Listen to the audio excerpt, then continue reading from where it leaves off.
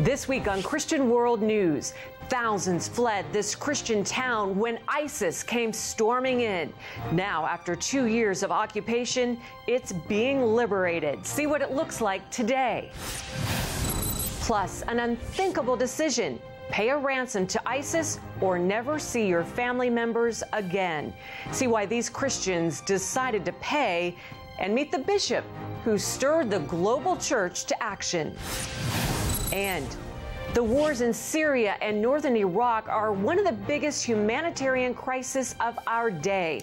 We'll visit one of the thousands of children forced to flee and find a new life in a foreign country.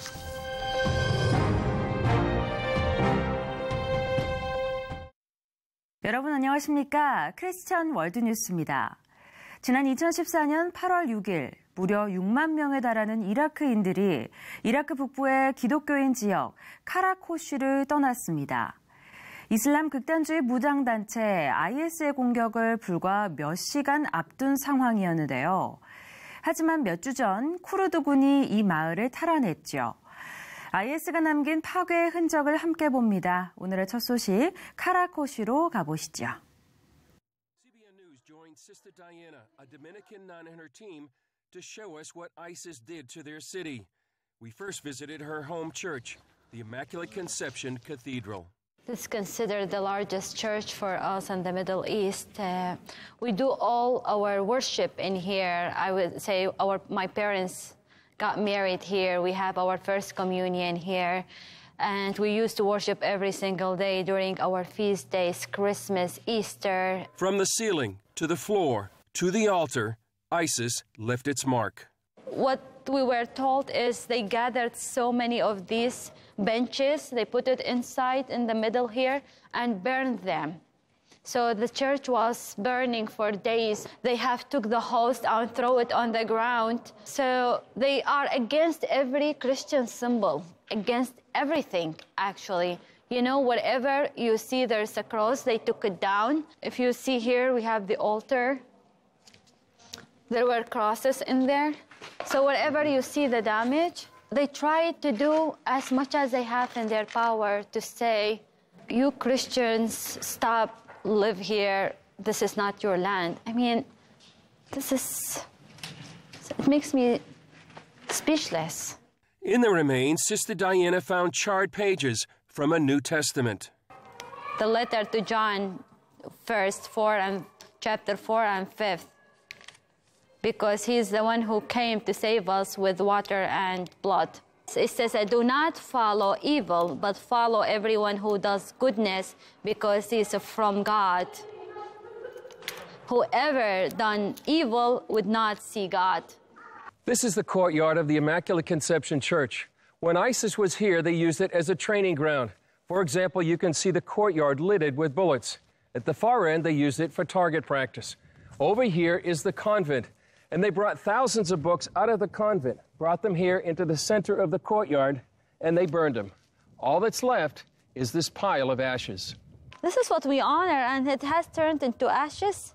Those are our books. ISIS used the church courtyard to train killers. You see this, they were training the target practice. All this, it was the target practice, if you can see, especially this area.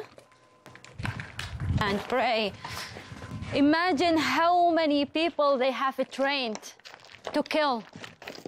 On the street, we witnessed devastation, some of it caused by coalition airstrikes targeting ISIS. What you see here, those were houses. The matter of fact, 1, 2, 3, 4, 5 houses, and that has been destroyed. Behind have been destroyed. Those houses belongs to families who worked so hard.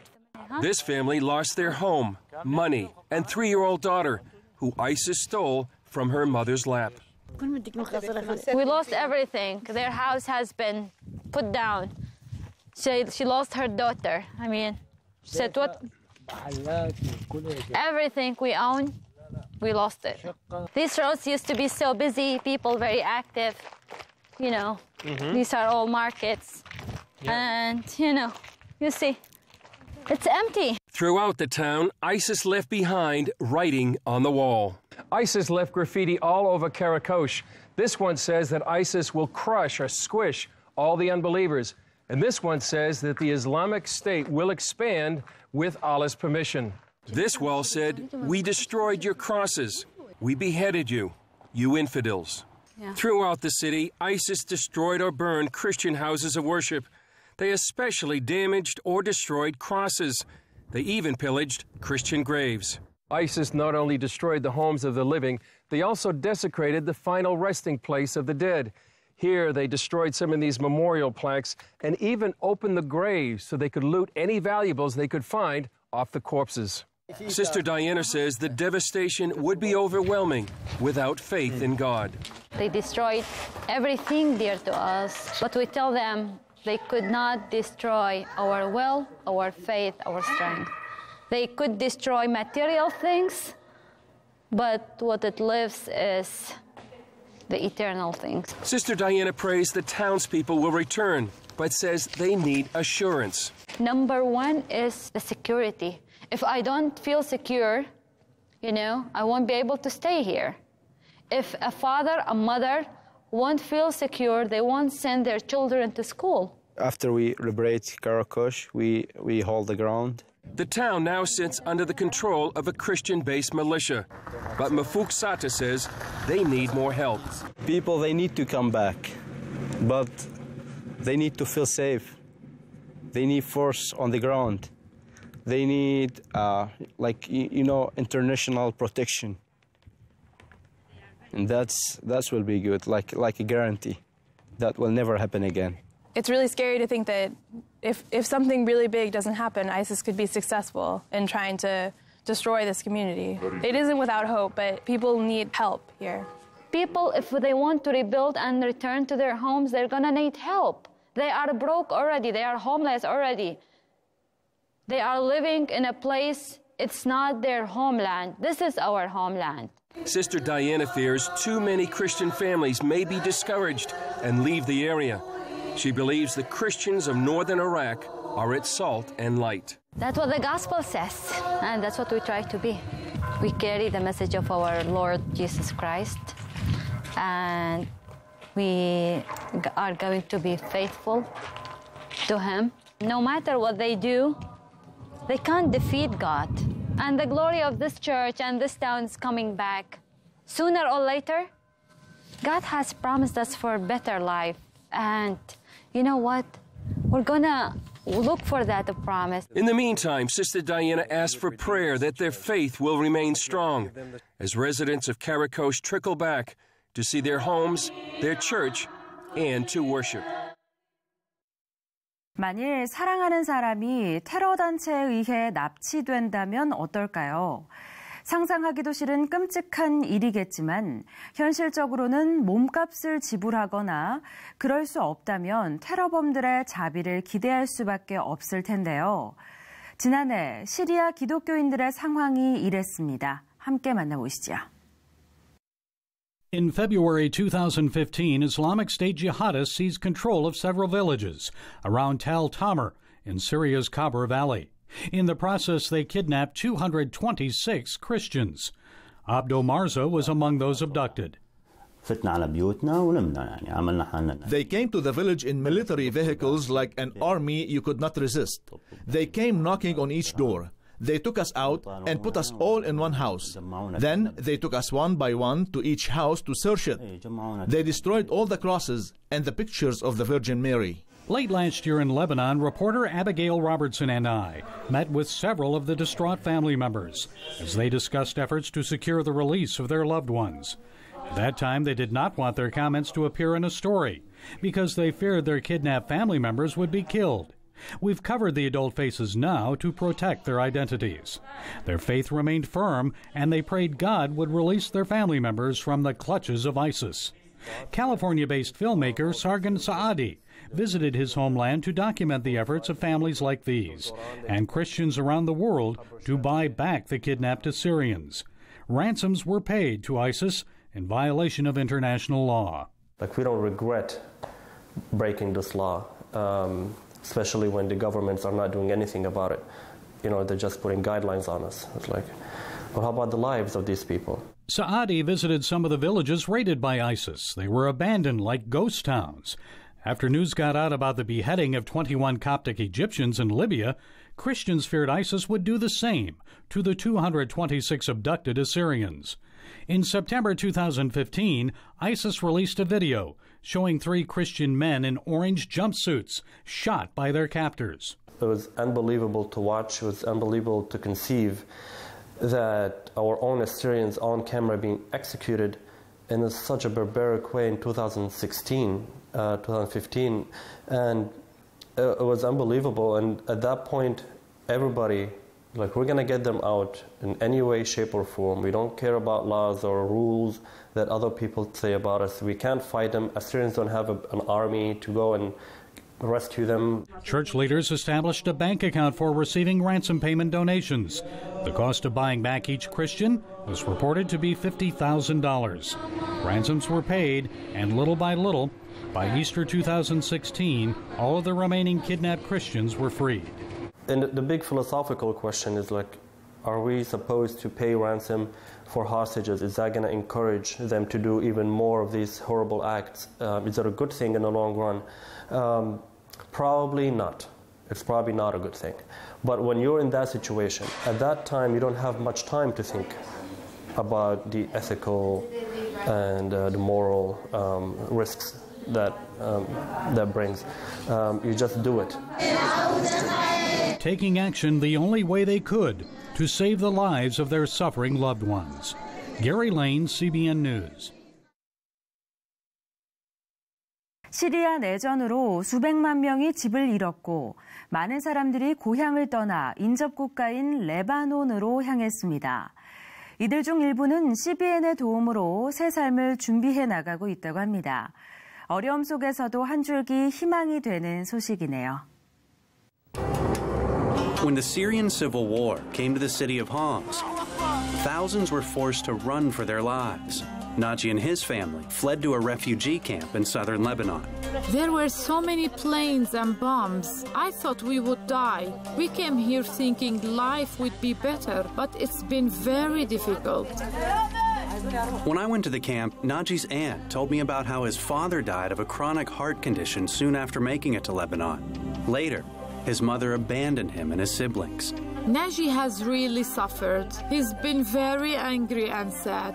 We put him in a Lebanese public school, but the teachers yelled at him. They hit him and the other refugee children. So he didn't want to go back. When Heart for Lebanon, which is supported by CBN, went to Naji's camp, we invited him to come to the Hope Center. Here, he's learning English, Arabic, and math. I feel really happy going to school now. The teachers treat me nice, and I've made a lot of friends. It is like I have a big family. We show Superbook in Arabic at the school so the kids can have some fun while learning about Jesus Christ. I love Jesus because he came down from heaven and forgave my sins. Every time I want to do a bad thing, Jesus comes into my mind and tells me not to do it. He's always with me. Since Naji started going to the Hope Center, he has gotten so much happier and he behaves himself. I'm so happy he has a safe place to go to school now. Naji's aunt told us about how she and the other refugees all had to walk to the other side of their camp to collect water.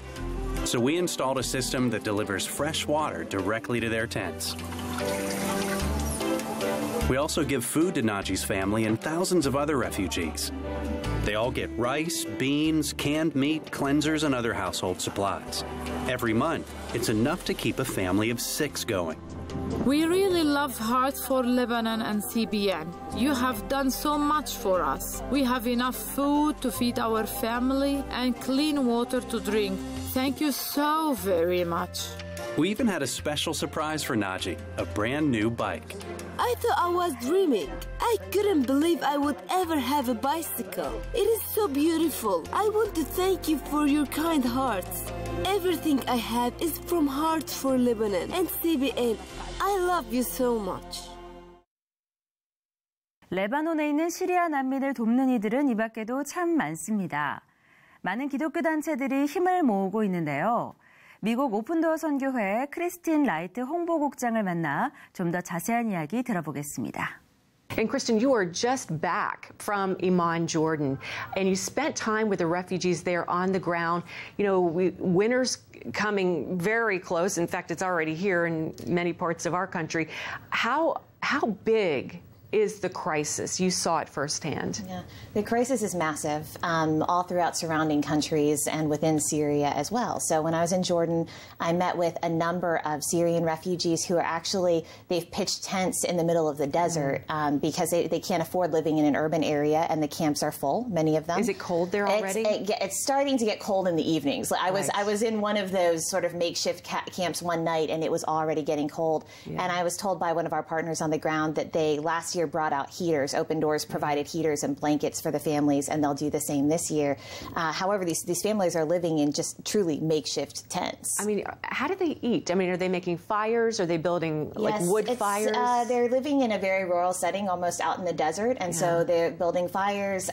One of the families that I met with actually showed such great hospitality. They're such a warm Syrian refugee family. They had only 2 cups, and so they actually, we all shared coffee out of those 2 cups and passed it along for those of us who were visiting them. So it was really a blessing to meet with these people who have been through so much. Well, Kristen, I know you met and spent time with Iraqi Christian refugees, and you said there are tens of thousands of refugees that have come, not just from Syria. There's thousands, but there's also from Iraq that have fled ISIS. Yes. You know, how are they coping, and will they have a place to go home?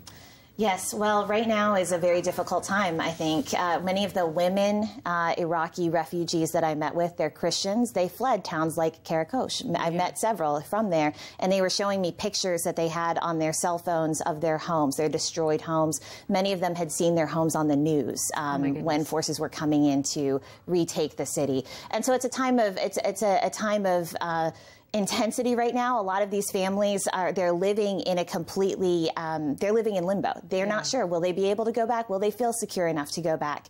And so some of the work of Open Doors on the ground in places like Jordan with these Iraqi refugees is about helping to restore hope and helping to restore dignity. Right. Well, what can Christians around the world do to help these refugees? Well, something I'd like to share about this is one takeaway from my trip, was just this sense that when you're a refugee, so much has been taken from you.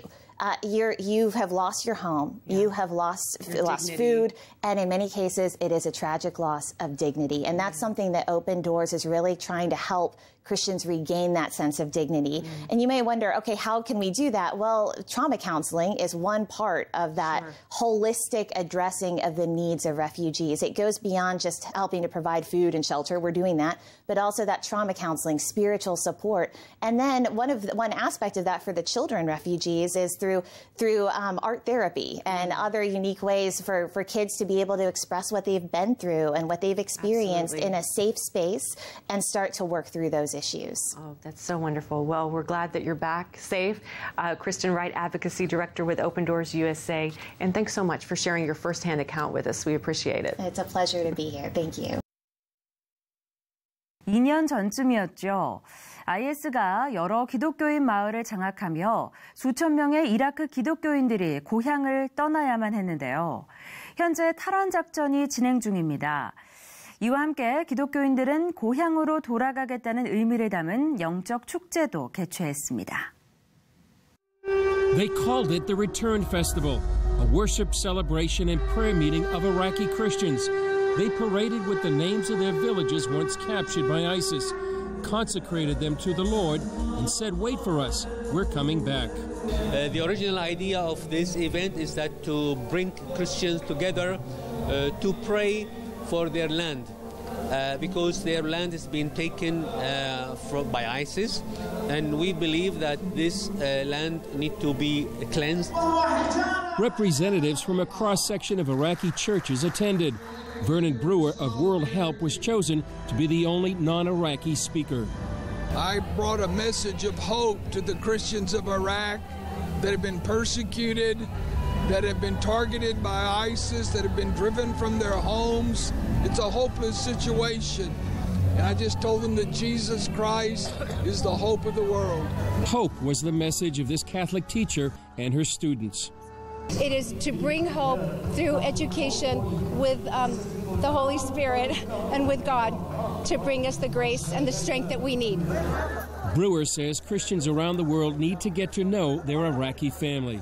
They need to know that the Christians in Iraq are positive, they have faith, they have resilience and strength. They're facing overwhelming persecution. It's a genocide, and we need to stand with them. They're our brothers and sisters in Christ, and they need us standing with them at this time. Most of the people who came to this prayer event fled ISIS more than 2 years ago from villages like Bartella and Karakosh. One of the overwhelming prayer requests today is that they can simply go home in safety. The main theme of my prayer was peace in general and for my village, so we can go back there. While many towns have been liberated, it's still too dangerous for these Christians to go back home. Many Christians have already left Iraq, but Barbary says some will never leave the front lines. We believe that there should be some witnesses for Jesus. Jesus said that he will not leave himself without a witness. So if all Christians will leave here, who will witness for Jesus? Barbary believes the Lord will redeem their situation. It reminds me of Isaiah when he says that he will replace ashes with beauty. So the ashes that you saw, burned down churches, burned down homes, and some ashes inside us, the Lord promised that he will change it to beauty. Chris Mitchell, CBN News, Erbil, Northern Iraq. 오늘 준비한 소식은 여기까지입니다. 저는 다음 주에 다시 찾아오겠습니다. 시청해주신 여러분 고맙습니다.